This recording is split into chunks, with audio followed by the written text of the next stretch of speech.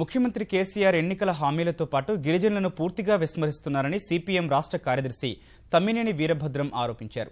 Telangana సమగ్రాభివృద్ధి ధ్యేయంతో CPM చేపట్టిన మహాజన పాదయాత్ర మహబూబాబాద్ జిల్లా కురవి మండలం చేరుకుంది. 87వ రోజుకు చేరుకున్న ఈ పాదయాత్ర బృందం మండలంలోని సీరోలు, రేకులతండ, చంద్రుతండ, కాంపెల్లిలో పర్యటించింది.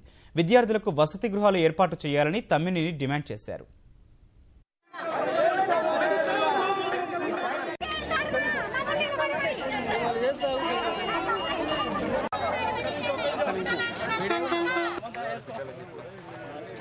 జిల్లా వ్యాప్తంగా చూస్తే 35% గిరిజనులు ఉన్నటువంటి జిల్లా ఇది. ఈ జిల్లా గురించి ముఖ్యమంత్రి ఉద్యమ సమయంలో తర్వాత కూడా అనేక మాటలు చెప్పారు. ముఖ్యంగా మానుకోట కేంద్రంగా కాలేజీలు స్థాపిస్తామని, అట్లాగే యూనివర్సిటీ తీసుకొస్తామని ఎన్నో మాటలు చెప్పారు. ఐటీడీ వస్తుందని చెప్పారు. ఈ గిరిజన జాతిని పూర్తిగా విస్మరించినట్టు కనపడుతోంది టీఆర్ఎస్ ప్రభుత్వం. అట్లాగే గిరిజన యూనివర్సిటీని స్థాపిస్తామన్న మాట అది బూటకంగా మారిపోయింది. ఇప్పటివరకు దాని ఊసే లేదు.